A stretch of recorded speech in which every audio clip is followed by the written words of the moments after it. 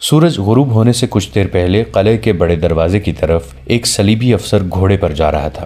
اس کی کمر سے لٹکتی ہوئی تلوار مسلمانوں کی تلواروں کی طرح ٹیڑھی نہیں، سیدھی تھی، اور اس کا دستہ صلیب کی شکل کا تھا۔ وہ ہر لحاظ سے صلیبی تھا۔ دروازہ کھلا ہوا تھا جس سے اونٹوں کا ایک کاروان رسد سے لدا ہوا باہر جا رہا تھا۔ ظاہر یہی ہوتا تھا جیسے یہ گھوڑا سوار افسر اس کاروان کے ساتھ جا رہا ہو۔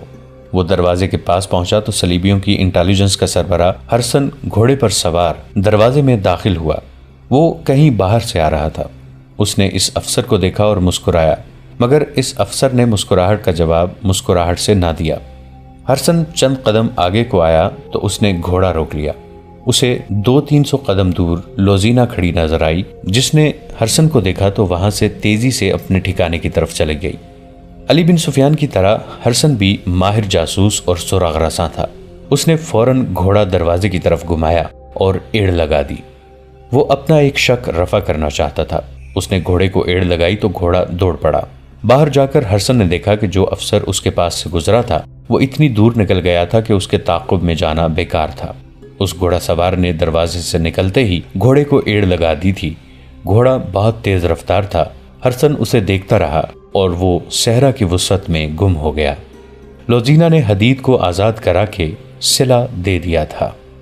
ہرسن نے گھوڑا موڑا اور تیزی سے اندر آ گیا۔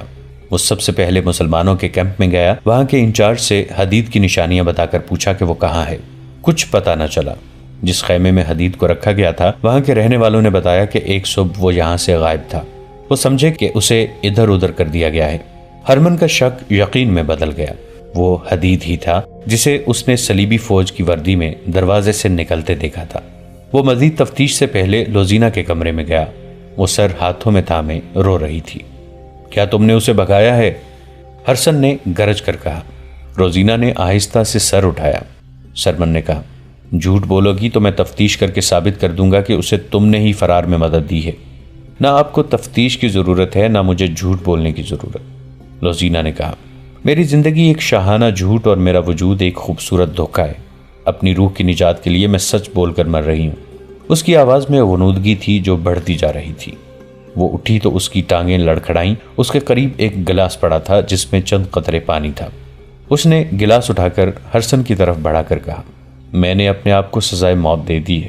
اس گلاس میں پانی کے چند قطرے گواہی دیں گے کہ میں نے اپنے ناپاک جسم کو سزائے موت اس لیے نہیں دی کہ اپنی قوم سے غداری کی اور دشمن کو قید سے بھگا دیا ہے، بلکہ میرا جرم یہ تھا کہ میں ان انسانوں کو دھوکہ دینے گئی تھی جن کے ہاں کوئی دھوکہ اور فریب نہیں۔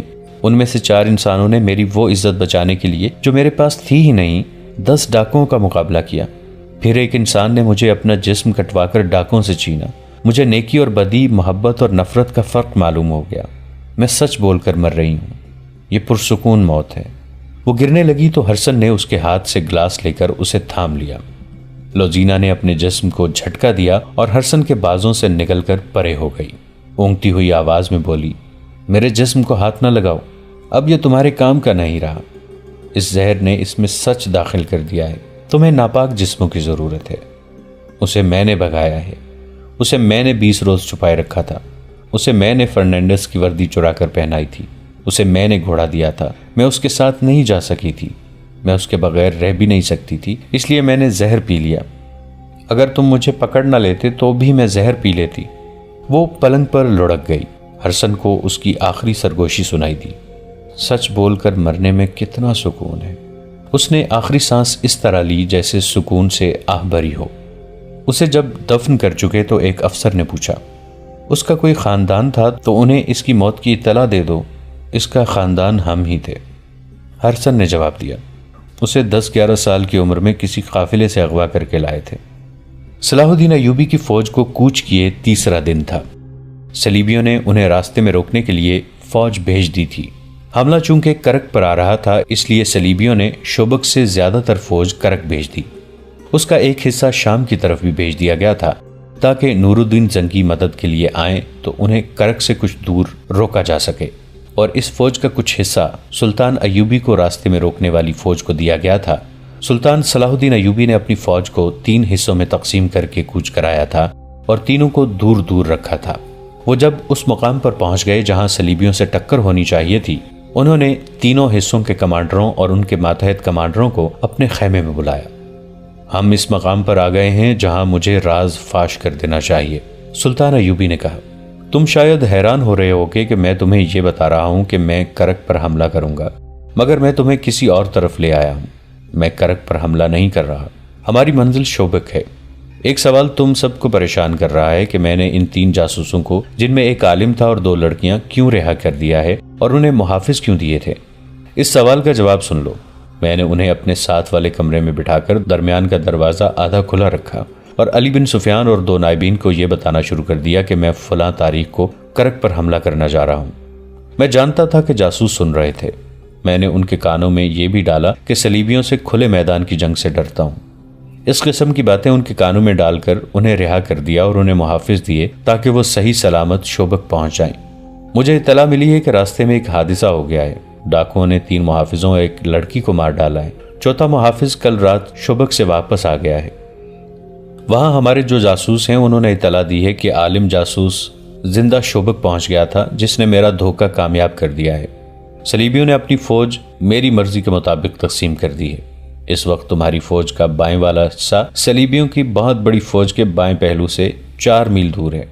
انہوں نے بائیں حصے کے کمانڈر سے کہا، آج سورج غروب ہونے کے بعد تم اپنے گھڑ سوار دستے سیدھے آگے 2 میل لے جاؤ گے، وہاں سے اپنے بائیں کو ہو جانا، 4 میل سیدھا جانا، پھر بائیں کو ہو جانا اور 2 میل پر تمہیں دشمن آرام کی حالت میں ملے گا۔ حملہ کرنا تم جانتے ہو، یہ تیز حملہ ہوگا۔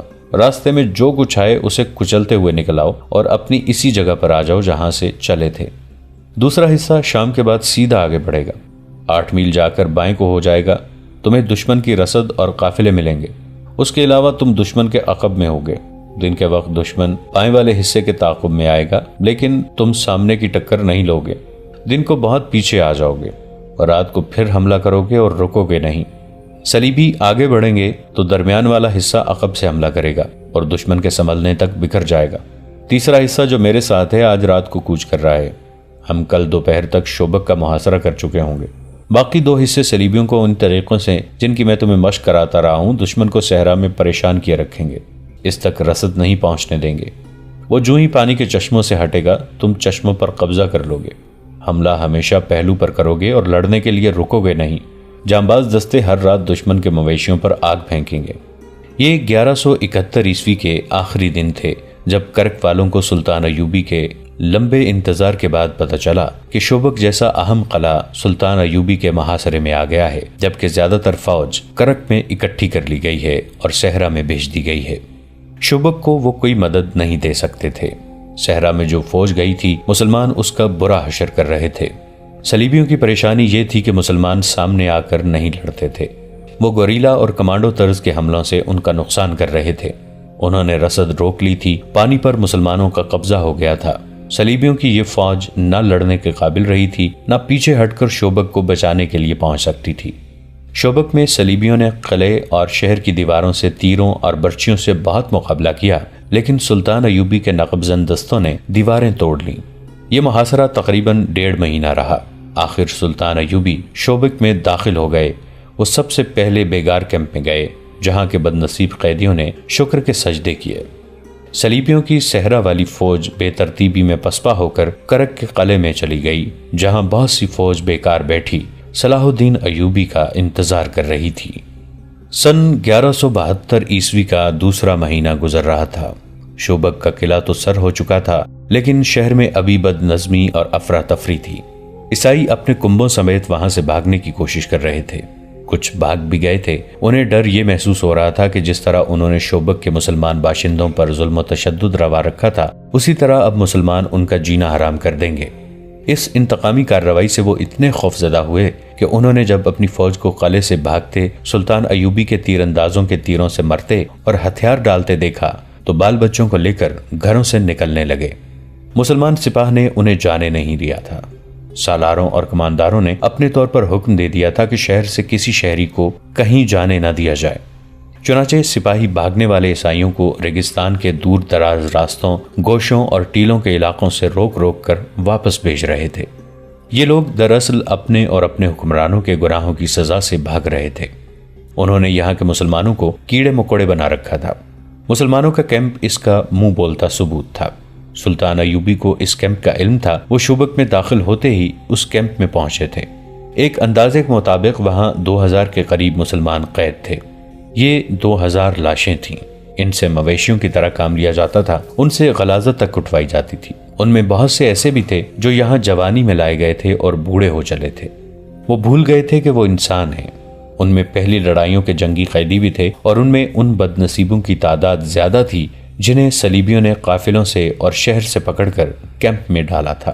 یہ امیر کبیر تاجر تھے یا خوبصورت لڑکیوں کے باپ تھے۔ ان سے دولت، مال اور لڑکیاں چھین لی گئی تھیں۔ ان میں شہر کے وہ مسلمان بھی تھے جن کے خلاف یہ الزام تھا کہ وہ سلطنت اسلامیہ کے وفادار اور صلیب کے دشمن ہیں۔ شہر میں جو مسلمان رہتے تھے وہ نماز اور قرآن گھروں میں چھپ چھپ کر پڑھتے تھے، وہ بھی اس طرح کہ آواز باہر نہ جائے۔ وہ معمولی حیثیت کے عیسائیوں کو بھی جھک جھک کر سلام کرتے تھے۔ اپنی جوان بیٹیوں کو تو وہ پردے میں ہی رکھتے تھے، اپنی معصوم بچیوں کو بھی وہ باہر نہیں نکلنے دیتے تھے۔ عیسائی خوبصورت بچیوں کو اغوا کر لیتے تھے۔ سلطان ایوبی نے جب ان 2000 زندہ لاشوں کو دیکھا تو ان کے آنسو نکل آئے تھے۔ انہوں نے کہا تھا، ان مظلوموں کو آزاد کرانے کے لیے میں پوری کی پوری سلطنت اسلامیہ کو داؤ پر لگا سکتا ہوں۔ انہوں نے ان کی غذا اور ان کی صحت کے لیے فوری احکامات جاری کر دیے تھے اور کہا تھا کہ ابھی انہیں اسی جگہ رکھا جائے اور انہیں بستر مہیا کیے جائیں۔ سلطان کے پاس ابھی ان کی کہانیاں سننے کے لیے وقت نہیں تھا۔ انہیں ابھی باہر کی کیفیت کو قابو میں لانا تھا۔ باہر کا یہ عالم تھا کہ جنگ ابھی جاری تھی، جس کی نوعیت کھلی جنگ کی سی نہیں تھی۔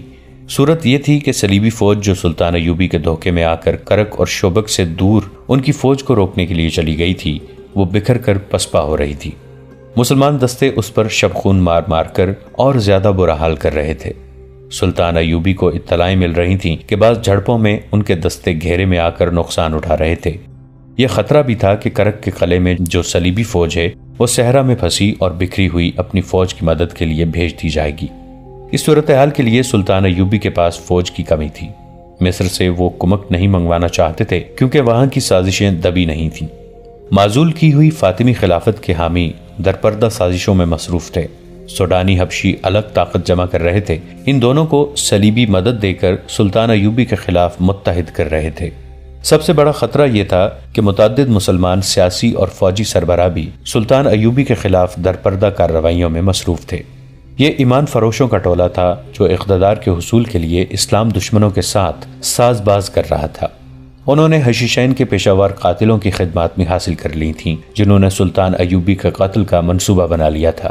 صلاح الدین ایوبی نے کئی بار کہا تھا کہ صلیبیوں کی یہ کتنی بڑی کامیابی ہے کہ وہ میرے ہاتھوں مسلمانوں کو قتل کرا رہے ہیں۔ وہ بے شک ایمان فروش ہیں جنہیں میں نے غداری کی پاداش میں سزائے موت دی ہے، لیکن وہ مسلمان تھے، کلمہ گو تھے۔ کاش یہ لوگ اپنے دشمن کو پہچان لیتے۔ اب جب کہ شوبک کا قلعہ ان کے قدموں میں تھا اور وہ قلعے کی دیوار پر اپنے فوجی مشیروں وغیرہ کے ساتھ گھوم رہے تھے، انہیں شہر کے مسلمان باشندے گروہ در گروہ ناچتے اور اللہ اکبر کے نعرے لگاتے نظر آ رہے تھے۔ اونٹوں پر شہیدوں کی لاشیں اور زخمی لائے جا رہے تھے۔ سلطان ایوبی گہری سوچ میں کھوئے ہوئے تھے۔ ان کا دست راست بہاؤالدین شداد اپنی یادداشتوں میں لکھتا ہے، صلاح الدین کے چہرے پر فتح و نصرت کا کوئی تاثر نہیں تھا۔ خوشیاں منانے والے شوبک کے مسلمانوں کا ایک گروہ دف اور شہنائی کی تال پر ناچتا اس دیوار کے دامن میں آن رکا جہاں ہم کھڑے تھے۔ صلاح الدین ایوبی انہیں دیکھتا رہا۔ لوگ اسے دیکھ کر پاگلوں کی طرح ناچنے لگے۔ ایوبی کے ہونٹوں پر مسکراہٹ تک نہ آئی۔ انہوں نے ان لوگوں کے لیے ہاتھ تک نہیں ہلایا، بس دیکھ رہے تھے۔ گروہ میں سے کسی نے بلند آواز سے کہا، صلاح الدین نجم الدین ایوب، تم شوبک کے مسلمانوں کے لیے پیغمبر بن کر اترے ہو۔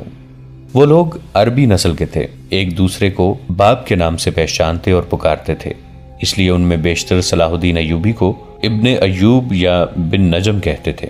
سلطان ایوبی کرد نسل سے تھا۔ ناچنے والوں میں سے کسی نے نعرہ لگایا، کرد کے بچے، ہم تیری پیغمبری کو سجدہ کرتے ہیں۔ صلاح الدین ایوبی یکلخت بیدار ہو گیا، تڑپ کر بولا، انہیں کہو مجھے گنہگار نہ کریں، میں پیغمبروں کا غلام ہوں، سجدے کے لائق صرف اللہ کی ذات ہے۔ میں نے سلطان کے ایک محافظ سے کہا، بھاگ کر جاؤ اور ان لوگوں سے کہو کہ ایسے نعرے نہ لگائیں، امیر مصر ناراض ہوتے ہیں۔ محافظ جانے لگا تو ایوبی نے اسے روک کر کہا، آرام سے کہنا، ان کا دل نہ دکھانا، انہیں ناچنے دو، انہیں گانے دو، انہوں نے جہنم سے نجات حاصل کی ہے، میری زندگی ان لوگوں کی خوشیوں کے لیے وقف ہے۔ وہ اور کچھ نہ کہہ سکے کیونکہ ان کی آواز بھرا گئی تھی۔ یہ جذبات کا غلبہ تھا۔ انہوں نے منہ پھیر لیا، وہ ہم سب سے اپنے آنسو چھپا رہے تھے۔ کچھ دیر کے بعد انہوں نے ہم سب کی طرف دیکھا اور کہا، ہم ابھی فلسطین کی دہلیز پر پہنچے ہیں، ہماری منزل بہت دور ہے، ہمیں شمال میں وہاں تک جانا ہے جہاں سے بحیرہ روم کا ساحل گھوم کر مغرب کو جاتا ہے، ہمیں سرزمین عرب سے آخری صلیبی کو دھکیل کر بحیرہ روم میں ڈبونا ہے۔ وہیں سلطان ایوبی نے اپنے متعلقہ مشیر کو حکم دیا کہ سارے شہر میں منادی کرا دو کہ کوئی غیر مسلم اس خوف سے شہر سے نہ بھاگے کہ مسلمان انہیں پریشان کریں گے۔ کسی مسلمان فوجی یا شہری سے کوئی تکلیف پہنچے تو وہ قلعے کے دروازے پر شکایت کرے، اس کا ازالہ کیا جائے گا۔ انہوں نے زور دے کر کہا کہ ہم کسی کے لیے تکلیف اور مصیبت کا نہیں، پیار اور محبت کا پیغام لائے ہیں۔ اگر کسی نے اسلامی حکومت کے خلاف کوئی بات یا حرکت کی تو اسے اسلامی قانون کے تحت سزا دی جائے گی جو بہت سخت ہوگی، اور یاد رکھو کہ اسلامی قانون سے نہ کوئی غیر مسلم بچ سکتا ہے نہ مسلمان۔ اس کے ساتھ ہی انہوں نے حکم دیا کہ شہر میں اگر کوئی صلیبی فوجی یا جاسوس چھپا ہوا ہے یا اسے کسی نے اپنے گھر میں پناہ دی ہے تو وہ فوراً اپنے آپ کو مسلمان فوج کے حوالے کر دے۔ سلطان ایوبی کی فوج قلعے کی ایک دیوار توڑ کر اندر گئی تھی۔ انہوں نے حکم دے رکھا تھا کہ قلعے کے اس حصے پر فوراً قبضہ کیا جائے جہاں صلیبیوں کے محکمہ جاسوسی کا مرکز تھا۔ ان کے جاسوسوں نے انہیں اس مرکز کے متعلق بہت سے معلومات دی تھیں اور رہنمائی بھی کی تھی، مگر صلیبی اتنے اناڑی نہیں تھے۔ انہوں نے سب سے پہلے اسی حصے کو خالی کیا اور دستاویزات نکال کر لے گئے تھے۔ ان کی جاسوسی کا سربراہ ہرسن اور اس کے دیگر ماہرین وہاں سے غائب ہو چکے تھے۔ البتہ 8 لڑکیاں پکڑی گئی تھیں جو علی بن سفیان کے حوالے کر دی گئی تھیں۔ وہ ان سے معلومات لے رہا تھا۔ ان لڑکیوں نے بتایا کہ کم و بیش 20 لڑکیاں وہاں سے نکل گئی ہیں۔ وہ سب اپنے طور پر بھاگی تھیں۔ ان کے ساتھ کوئی مرد نہیں تھا۔ مرد جاسوس بھی نکل گئے تھے۔ ان 8 لڑکیوں میں سے ایک نے اپنی ساتھی لڑکی لوزینہ کے متعلق بتایا کہ اس نے ایک مسلمان فوجی حدید کو قلعے سے فرار کرا کے خودکشی کر لی تھی۔ شوبک میں امن اور شہری انتظامات بحال کرنے کی سرگرمیاں تھیں اور کرک میں شوبک پر حملے اور اسے سلطان ایوبی سے چھڑانے کی اسکیمیں بن رہی تھیں، لیکن صلیبی حملے کے لیے اتنی جلدی تیار نہیں ہو سکتے تھے جتنا وہ سمجھتے تھے۔ ان کے سامنے پہلا سوال تو یہ تھا کہ ان کے عالم جاسوس نے بڑی کچی اطلاع دی تھی کہ سلطان ایوبی کرک پر حملہ کرے گا۔ اس کی فوجیں کرک کی طرف ہی آ رہی تھیں۔ ان کے قاہرہ کے جاسوسوں نے بھی ناقابل تردید اطلاعیں دی تھیں کہ سلطان ایوبی کی فوج کرک پر حملہ کرے گی، جس کی کمان وہ خود کریں گے، مگر آدھے رستے سے ان کی فوجوں نے رخ بدل دیا اور ایسی چالیں چلیں کہ صلیبی فوج جو مسلمانوں کو روکنے کے لیے گئی تھی شب خونوں کی زد میں آ گئی اور سلطان ایوبی نے کرک سے اتنی زیادہ دور شوبک پر حملہ کر دیا۔ یہ سوال ایک کانفرنس میں پیش کیا گیا تھا جس میں صلیبی فوج کے اعلیٰ افسر اور صلیبی حکمران موجود تھے۔ ان کے محکمہ جاسوسی کا سربراہ جرمن نژاد ہرسن اور عالم جاسوس جسے سلطان ایوبی نے قاہرہ سے گرفتار کر کے رہا کر دیا تھا، ملزموں کی حیثیت سے کانفرنس میں پیش کیے گئے تھے۔ دوستو، آج کے لیے اتنا ہی۔ اسی کہانی کی اگلی قسط کے ساتھ بہت جلد حاضر ہوں گے۔ نیچے کامنٹ سیکشن میں اپنی رائے کا اظہار ضرور کیجیے گا۔ ہمارے اس چینل کو سبسکرائب کر کے نیچے موجود بیل آئیکن کو بھی ضرور کلک کیجیے گا۔ اگلی ملاقات تک کے لیے ہمارا اور آپ کا اللہ نگہبان۔